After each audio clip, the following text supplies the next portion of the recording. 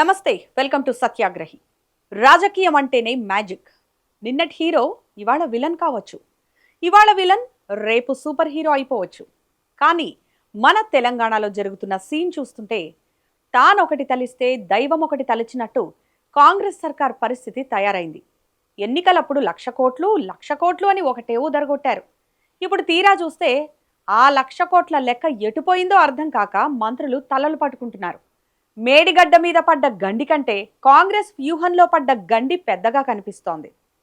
సచివాలయంలో జరిగిన కేబినెట్ మీటింగ్లో లోపల జరిగిన పంచాయతీ వింటే అయ్యో రేవంత్ అన్న ఎంత పనైపాయే అనక మానరు.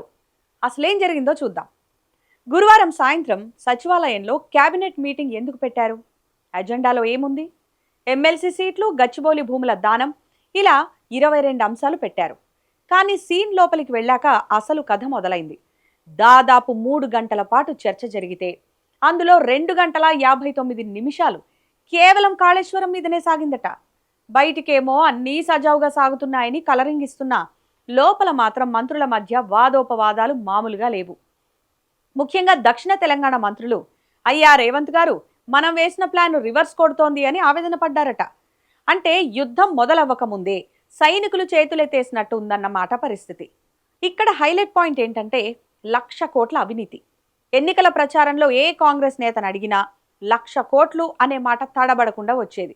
కానీ ఇప్పుడు పీసీ ఘోష్ కమిషన్ ఇచ్చిన రిపోర్ట్ చూసి మంత్రుల మైండ్ బ్లాక్ అయిందట. ఏంది కేవలం 7,500 కోట్లేనా అని ఒకరి మొహాలు ఒకరు చూసుకున్నారట. మీరే ఆలోచించండి, మనం హోటల్కి వెళ్ళి బిల్లు 100 రూపాయలు అవుతుందనుకుంటే 10 రూపాయలు అయినట్టుంది ఈ లెక్క. ఇప్పుడు సిబిఐ వస్తే అయ్యా మీరు 1,00,00,000 కోట్లు అన్నారు కదా, ఆ లెక్కలు చూపండి అంటే ప్రభుత్వం ఏం చూపిస్తుంది? మనం ఎక్కువ అంచనా వేసి నోరు పారేసుకున్నామా అని ఒక మంత్రి గట్టిగానే అడిగేశారట. ఇప్పుడు ఆ 7,500 కోట్లను 1,00,00,000 కోట్లుగా ఎలా మార్చాలో తెలియక కాంగ్రెస్ నేతలు కొత్త మ్యాథమెటిక్స్ నేర్చుకుంటున్నారట.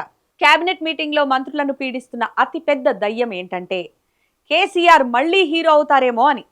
2.5 ఏళ్లుగా ప్రాజెక్టు పని అయిపోయింది, కూలిపోయింది, ఇక పనికిరాదు అని ఊరంతా చాటింపు వేశారు. ఇప్పుడు రైతుల నుంచి ఒత్తిడి వచ్చేసరికి మళ్ళీ మేమే రిపేర్ చేస్తాం, నీళ్ళు ఇస్తాం అని వెళ్తే ప్రజలేమంటారు? అరే కేసీఆర్ కట్టింది కరెక్టే కదా, చిన్న రిపేర్ వస్తే ఇంత హంగామా చేశారేంటి అని ప్రజలు అనుకుంటే ఇక కేసీఆర్ ఇమేజ్ గ్రాఫ్ రాకెట్లా దూసుకెళ్తుంది.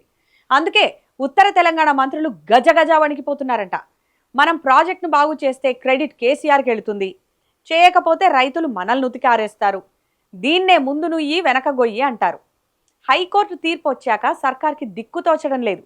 సుప్రీంకోర్టుకు వెళ్దామని సీఎం అంటే మంత్రులు వద్దు మొర్రో, అక్కడ కూడా దొరికిపోతామని ఆపేశారంట. అందుకే ఇప్పుడు ప్లాన్ మార్చారు. ఈ పాపం కేంద్రంపై నెట్టేయాలని రేవంత్ సర్కార్ ప్రయత్నిస్తోంది.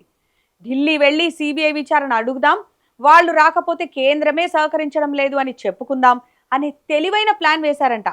అంటే తప్పు మనది కాదు, పక్కవాడిది అని చూపించే పాత టెక్నిక్ అన్నమాట. కానీ ఈలోపు ఆర్టీసీ డ్రైవర్లు ఆత్మహత్యా యత్నాలు చేస్తుంటే ప్రభుత్వం ఫోకస్ ఎటుందో అర్థం కాక ప్రజలు పిచ్చెక్కిపోతున్నారు. సో ఫైనల్గా తేలింది ఏంటంటే కాళేశ్వరం ప్రాజెక్టు రివర్స్ పంపింగ్ కాకపోయినా కాంగ్రెస్ వ్యూహం మాత్రం రివర్స్ కొట్టింది. కేసీఆర్ను విలన్ చేయబోయి ఇప్పుడు తమకు తామే సెల్ఫ్ గోల్ వేసుకున్నట్టు కనిపిస్తోంది.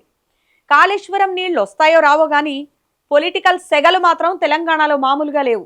మరి ఈ సీన్లో రేవంత్ రెడ్డి క్లైమాక్స్ ఎలా ప్లాన్ చేస్తారో చూడాలి.